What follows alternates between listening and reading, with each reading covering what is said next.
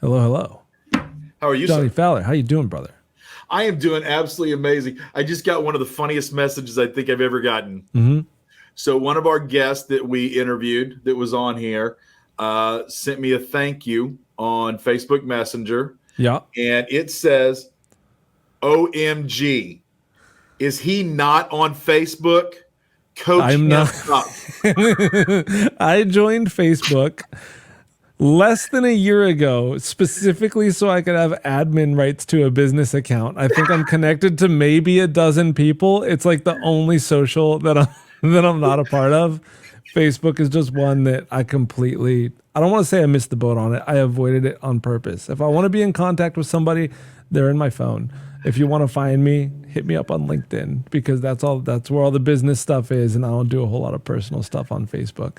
I get a kick out of that. So this is somebody that I've helped become the #1 salesperson across the country for her business. Was this Misty? She goes immediately to find you. Is Misty? I've actually been as she was sending you that message on Facebook, I was chatting with her on LinkedIn. So we're connected. Everything's good. We're okay. We found LinkedIn. Oh, yeah. Is your grandpa still on LinkedIn? No, my grandpa's not on LinkedIn, but okay. I've taken over his contact list and all 6 of them.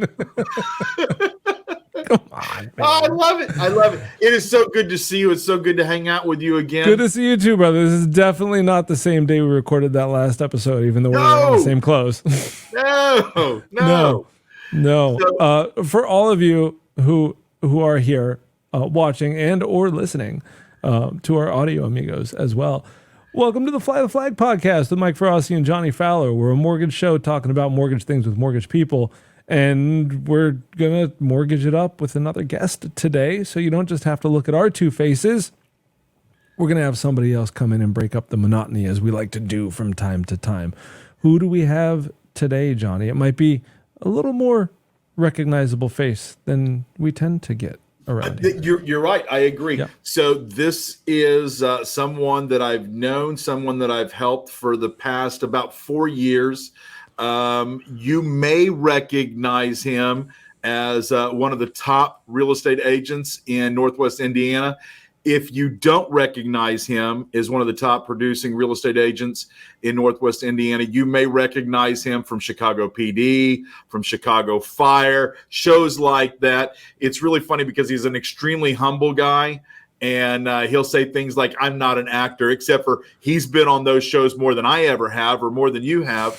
So I think that he's one. But I want you to meet, I want you to become friends with and reach out to my friend, Brad Ericks. Without further ado, the man himself. How's it going, Brad? Thanks for coming on the pod. Hey, thanks for having me. Absolutely. Yeah, and if Steve Buscemi can make it as an actor, I guarantee you Brad Ericks can make it as an actor. Yeah, he's got a very unique look. So, Brad, we can leave it at that, as that's probably as accurate as a description as you can get about him. Yep. So, again, I know how you are, and you don't take compliments well. You get embarrassed, things like that. But I know of you as one of the top performing. I've watched you over the years. I watch your numbers. I follow. I watch you on social media. One of the top performing agents in your field, in your craft, in Northwest Indiana. Do you want to add anything? Do you want to talk about that? Do you want to go into what that looks like, how it's done? Sure. I when I first started Thank you for not saying no. That would have been a real short episode. Well, that's what editing's for. Bye-bye. Starting out, I got on a team. I'm at the point where I forgot. I think I was like 45 years old. It's like, I'm too old to sit here and try and slowly grow my team, my business up over like 7 years of, just getting in touch with people. So I got on a team where they fed me leads. I knew if I could get in front of people that, I could help them out. I grew up as in IT and business and consulting. So I was always consulting people, finding out what their problems are and trying to find a solution. In real estate, it was a beautiful match because people had this problem where they had to buy or sell a property. It's like, okay, I can help with that. I like to think I have pretty decent people skills on top of common sense. So I started getting in front of people, started growing business that way. I tell you, Jonny, talking to you the very first time was like outstanding. I mean, I started out on social media where I really wasn't a big fan of social media like Facebook. I just got done trimming a whole bunch of people from my friends list. And then I meet you, and then we start talking, and then it's like, okay, fine. So I know I need to change this and consider things like Facebook, LinkedIn, everything else as a tool. So I go from 500 friends to right now I think I'm about 4,600, thanks to you, Jonny. And what has it done for your business? It's gone great. I mean, I actually had a pretty good first year. I can't remember what it was, like 4 or 5 million. And I think last year ended up at about 17. And this year I was hoping to get to 20, but I think may fall just short of that. How many closings is that? Last year, I think we had 60 closings. This year, I was hoping to get about 70. 75, 70 closings. This could be a common theme too. How many people are on your team? I've had between 1 and 3 at any given time.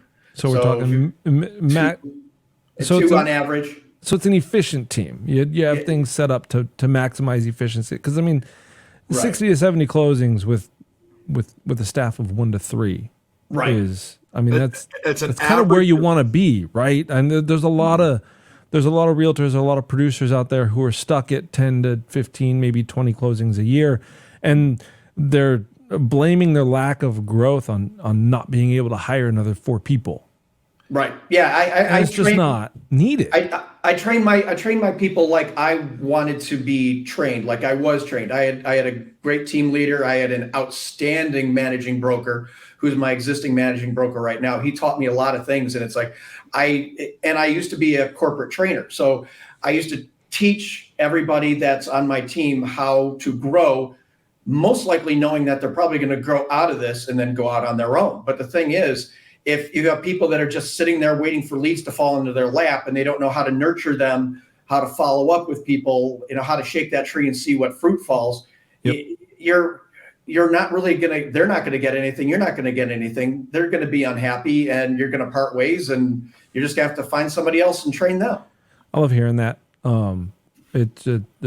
What you're speaking, it just sounds like it's coming from the voice of an actual leader. Yep. The actual good leaders that you want to assign yourself with are the people who will train you up, knowing that they're going to train you well enough to where you're going to leave them and go do your own thing and be successful.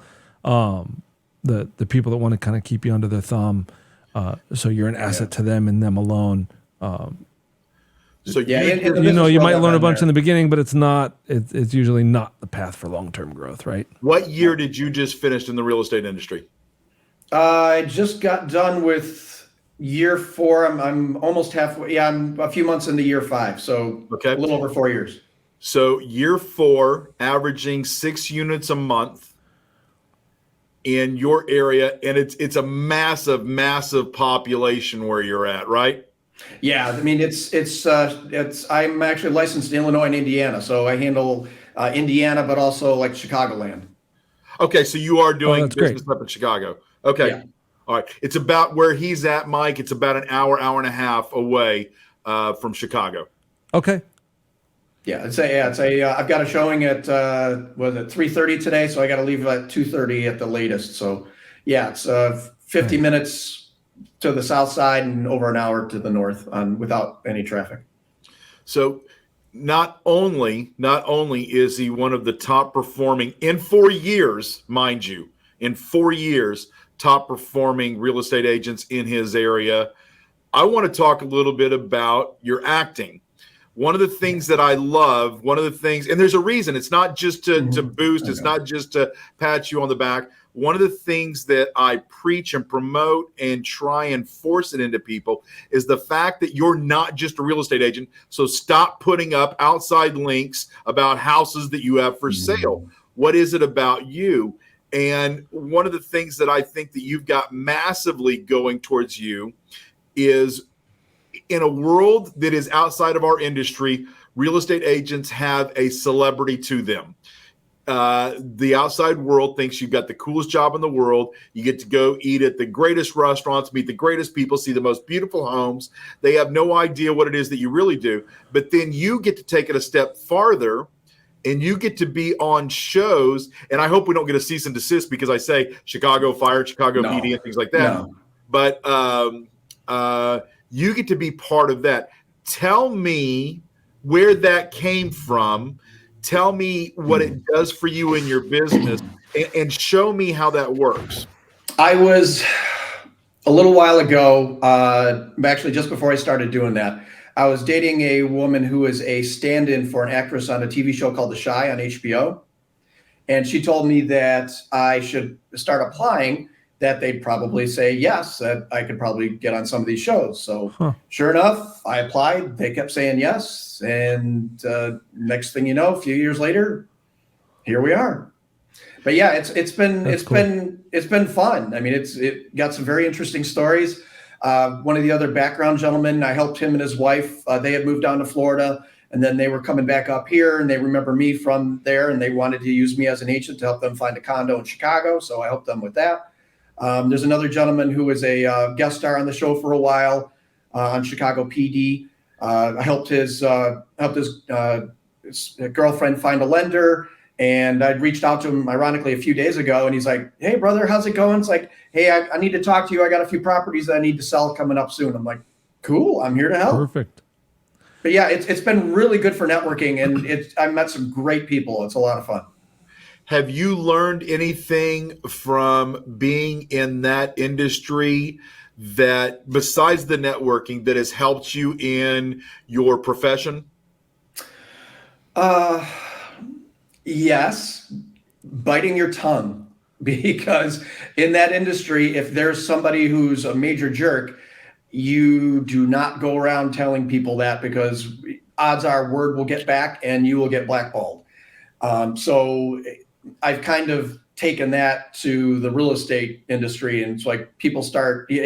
And I was watching another show here just before I went into this one, where they were talking about how like real estate can be kind of like a high school, where you get people talking about each other, and it's like all this drama. And I've really tried to stay away from a lot of the drama, and it's very interesting to be on the outside and people watch.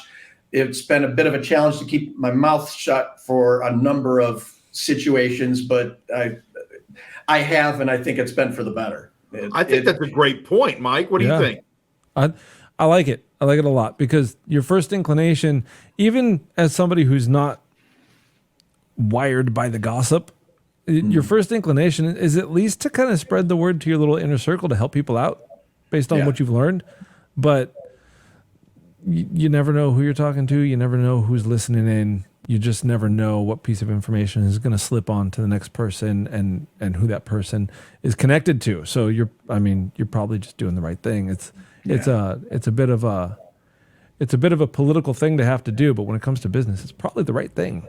Mm-hmm. Yep. And another interesting thing, I was coming out of a divorce at the time, and one of the first things I did ask some of the people that I know, I'm like, okay, which people do I need to stay away from to avoid this drama?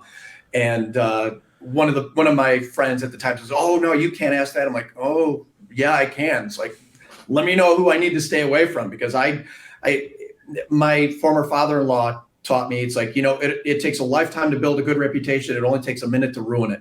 And I have zero interest in ruining the reputation. Great lesson. One of the things, and this is not a direct correlation, but when you said it, it automatically made me think about it. One of the things that I've always seen, I've been told, I have respected, is successful people never talk poorly about successful people. And there's not a need for it. Yep. Usually when somebody is talking poorly about somebody, that person is more worried about themselves or trying to deflect, take attention off of. That's one thing I've kind of always seen and believed. And when you said that about holding your tongue, I realize that it's two different things, but the two have so much to do with each other. So have you ever been recognized? Yeah, actually. Boy, not often, but the most recent one was I was walking. I do trivia on Thursday nights out here, and I was walking into the back, and one of the people at the table goes, "Weren't you on Chicago PD in an elevator scene?" I'm like, yes, I was. He goes, "We thought you looked familiar." I'm like, the episode just re-aired last night. I'm like, oh, okay, got it. So yeah, I got recognized for Chicago PD once, and I got Oprah and Steve Harvey a few times, but those were a while ago. That's cool. Did you sign the autograph? No. Oh no, okay. I did have one person one time come up ask for an autograph, but they were friends of the family, so it's like, eh. I ask him for an autograph anytime I'm around him. He refuses to give it to me. But I ask him for one constantly. And I always try and put it off and say, hey, my wife's a big fan. Can I get an autograph with you? Yeah. Can I get a picture with you? And he's like, yeah, we'll do it tomorrow. And he always gives me that stuff. Yeah, but it's funny how his wife's name's always Johnny. Yeah, well, I mean. Make it out to Johnny, my wife. Easier on the monograms. That's great. So I got to ask you, anytime we have a successful agent on, I got to add, because we are a mortgage show for mortgage people, and mortgage people are trying to get in contact with agents and develop those relationships. We've had really good advice for mortgage people, and it's usually kind of in the keep it simple type of category. But when you are, I don't even want to say looking for, when you were approached by a mortgage professional to build a relationship or some sort of a preferred lender type of setup, anybody who's looking for a referral, how can somebody, one, get your ear, and two, actually present something that would be helpful to you to where you would be willing to refer someone to them? What are you looking for in a mortgage partner? Right now I have a really good relationship with a lender out here where financially, we're tied together. Outside of that, I mean, we do get approached every once in a while, but there's a few in the industry where if we see the lender doing a good job getting the deals done, and me personally, if I don't feel like I'm being sold, where it's somebody who genuinely wants to get to know me, wants to, build a long-term relationship and doesn't want a few transactions, and they just don't want me for just purely my work, then you're more apt to get more of a long-term referral relationship with me. How often do you get that feel from somebody who's Great question. Hey, let's chat until the next refi boom hits? Boy, I'd say there's a handful of lenders out here that I would be happy to work with. And honestly, in the industry I'm at, the majority of the lenders are very good. When you hear a few deals blowing up from other people in your brokerage, from other friends in your sphere, then that starts to be a bit of a red flag. And I guess that's another thing we can add to it is if you are consistently good, that's going to get people's attention. If you are bad and people are saying you are a nightmare to work with, your company is just like, okay, we're clear. We're driving to closing, and then we get a message saying, oh, by the way, we can't fund the loan. It's like, hold on, that will go through the industry like wildfire. So that's a huge kiss of death. I've heard of 2 of those somewhat recently. Where that's good to know. Yeah, I don't think a lot of loan officers put 2 and 2 together on that. Is it when you're good for a realtor, you're good for the realtor community. Yeah, and if you are a good lender and say I'm the listing agent and I see a buyer come in with, I have like 3 or 4 different offers, I'm going to weigh very heavily my opinion on that lender and the agent. If there's agent involvement, if it's in Illinois where the attorney's involved, I really don't care that much about the agent. But the lender has a lot to do with the final decision on the transaction. The grapevine is very short. Yeah, it is. That's a great point. Info. And I think people need to realize that. One of the things, and we probably can't talk about it, and you may even have to edit this out, but if the lender is working with, theoretical dumpster fires constantly to where it is even out of their control. Mm-hmm. The news on the street will be that it's a dumpster fire, and it will bleed over to who you are. So I think that's one thing that I'm taking away from this for sure. But if you'll add in the point where he said before about keeping your mouth shut and doing a good job and realizing business is business, Yeah. I think that's something that every lender needs to hear day one, day two. Every real estate agent needs to hear day one, day two, while they're sitting in school getting their licenses. I think that's something, because it's so easy to get caught up in that. It's so easy to be part of that telecommunication, one of those things. Yeah. And I think that, coming from a top performing person in their area, in their state, in their industry, that holds a lot of weight to me. I love that. And I don't think there's anything to edit out there. And more than that, we just titled the episode, Keep Your Mouth Shut and Don't Be a Dumpster Fire. And I'll tell you what, I mean, these are the secrets that we that we bring to all mortgage and real estate professionals. It really does just kind of go back to keeping it simple and doing the right thing, doesn't it?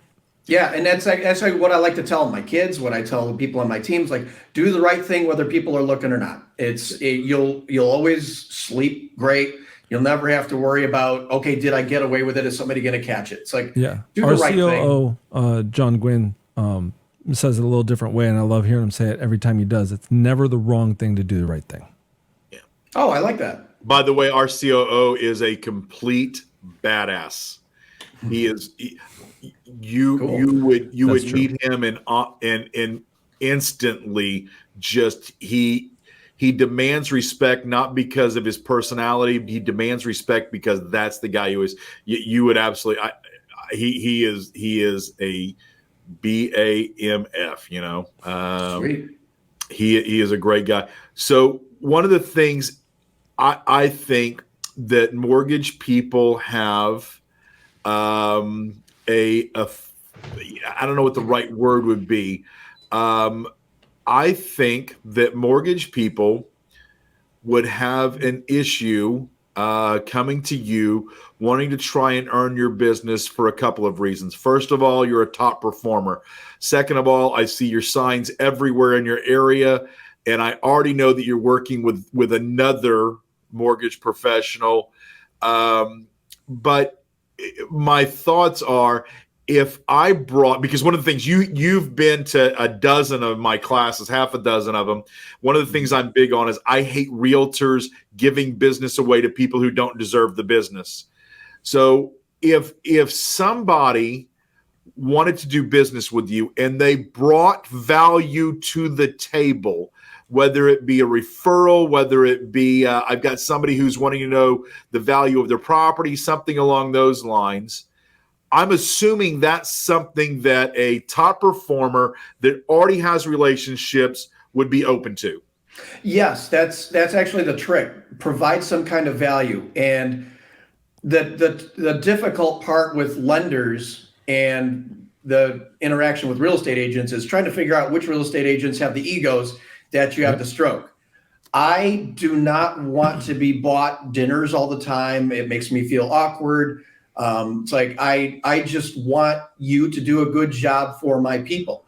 I was thinking about this, and I better spit it out before I forget. Old age is getting to me. When you have a transaction that's going south because of the lender, not because of the buyer, but because the lender is screwing the pooch, that impacts the listing agent, the buyer's agent, the buyers, the sellers, the title company. All of them hear about it. And every once in a while you'll sit in closing, and like with everybody else gone, I'll be talking to the closer, and they're like, okay, yeah, it's this lender. And I'm like, how are they normally? And they're like, oh, a nightmare. They are horrible to work with. I'm like, yeah, I'll take note of that. It's like, so in the future, when I'm a listing agent and I see another transaction coming through from another offer come through from that lender, it's like, I don't know. I gotta have a conversation with my sellers about that.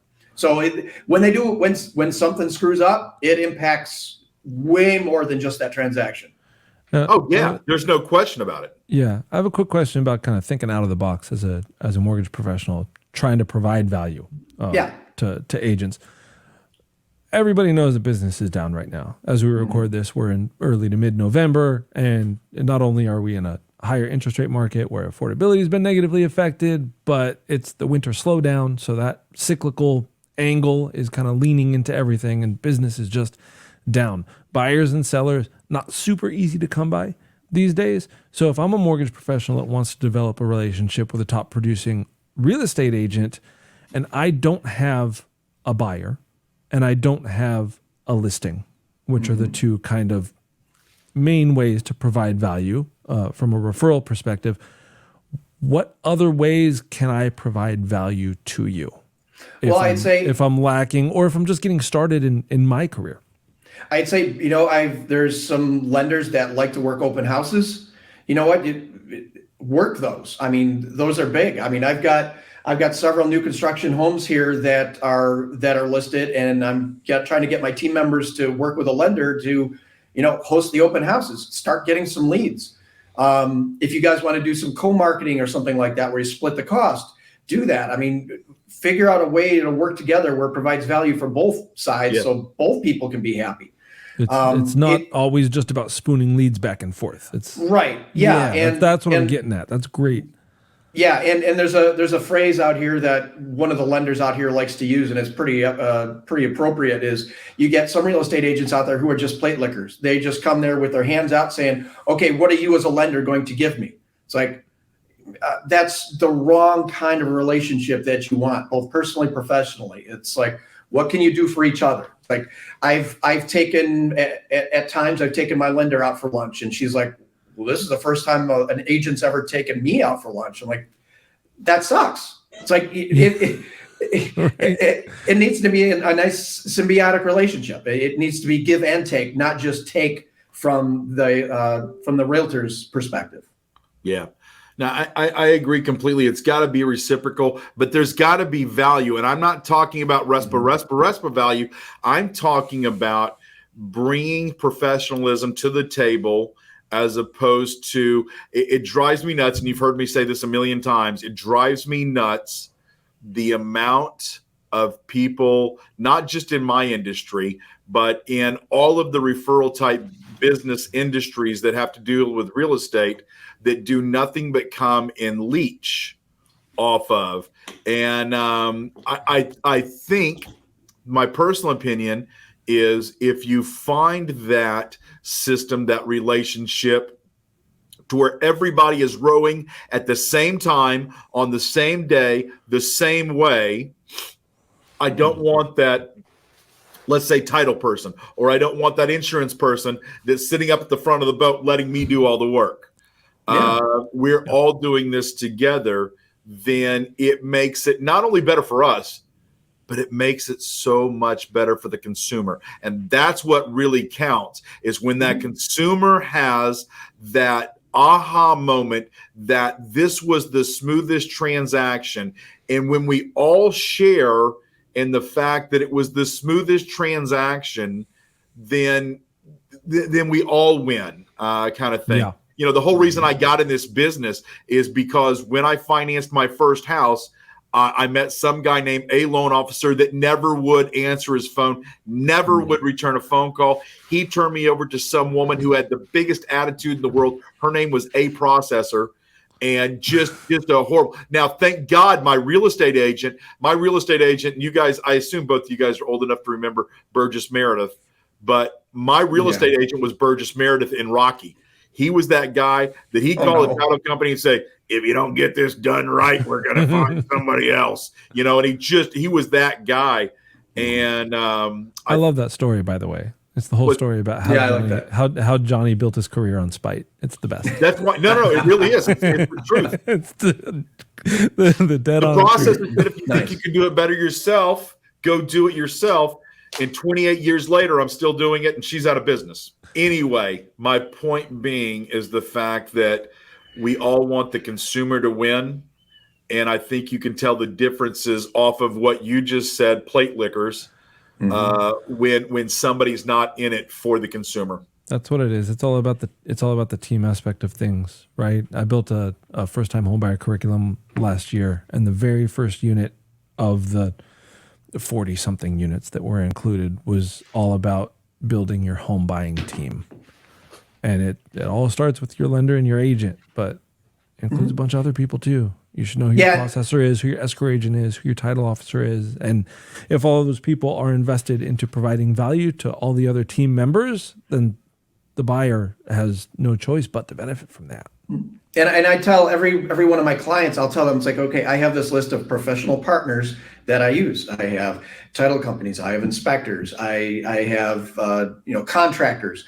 It's like I have this big list of people that I consider professional partners that I bring as an additional value add to you to help you through this whole process and make it as smooth as possible. I was having a conversation with a client yesterday who sounds like we may have an accepted offer this morning as we're doing this, where it's like, okay, I'm going to need an electrician, a painter, a drywaller. I'm like, okay, yeah, we use Dan for the electric. We use Dale for the drywall. It's like, yeah, here you go. I've got your people. And if for some reason I don't know somebody specifically, I know one of my people knows a person. Yep. So I'm your one-stop shop, whatever you need. And I think that's mandatory in your industry because you're the one who's showing me the property. You're the one who I've got the trust in. You're the one that I am, again, I hate that cliche term, but the most money I'm ever going to spend at one time kind of thing. You're the one that I've entrusted this with. I need you to help me with everything with this. That's your job. If you need me to, change your oil on your car, come on down to Bobtown Chevrolet or whatever it is. But I need you to be that person. And I think personally, one of the things that I've seen is the agents that don't know that and don't know that they need to have that arsenal of tools. Yeah. And same thing for mortgage, same thing for any of it. Yeah, I mean, for me, it's great that there's a bunch of agents out here that don't do that. It's like, hey, makes me look better. I'll take it. That's fine with me. Yeah. I always try and do something that kind of makes me set myself aside or apart from the other agents out there that they may be interviewing in order to get their business. To me, that's the part in real estate where that's the most selling, is like trying to sell yourself to your client or potential client. Do you feel like you've done anything? Chicago PD bulletproof vest on. Do you feel like you've done anything different than the average agent to distinguish yourself when doing that? I think probably what I have done is probably more than what the average agent does, because talking to my managing broker, Craig, he says that a lot of people just come into this industry, into the real estate industry, and just expect work to fall into their lap, and they don't really work hard.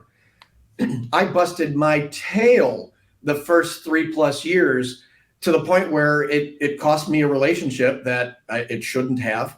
And it killed my social life, but unfortunately the byproduct was, actually having a successful career. Wish I could have changed things a little while back and salvaged that relationship, but it's done. But I don't think most agents have essentially the fear of God in them, where it's like, holy crap, I need to get in the office at 8 and I don't leave till 5. I'm making all these phone calls all day long so that I'm drumming up business, that these people are always thinking of me. I'm always top of mind when it comes to real estate. Yep.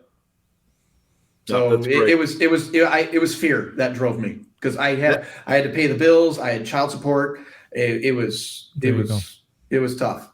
That may be some advice that you should pass down to new agents, no matter their age, of what, besides the positives, what could be a detriment. I think that's something that you going through it, I think that would probably help. Even if they don't listen to it at that moment in time, they'll listen to it again on repeat 6 weeks, a year and down the road. From a hindsight perspective, you can probably go back and pick out ways how you could have managed that a little bit better and how the outcome could could have been a little bit more to your benefit and things like that. So yeah, there's a lot of looking back, there's a lot of things I could have with, done differently. Yeah, there's a lot of stuff I'm sure you could share with me. Hindsight is just absolutely amazing. Yeah. Yes, it is. It's so clear. Well, Brad, I want to tell you I extremely appreciate you coming on here. Is there any leaving words? Is there anything that you want to leave people with to know who you are, how to do a better job, what this industry means, anything at all? I tell you what, just keep doing the right thing, whether people are looking or not. Just before I picked up with you, I got in touch with somebody that referred me to someone a year and a half ago. She moved from Chicago to Las Vegas. I could have closed on this transaction with that referral, and she never would have known.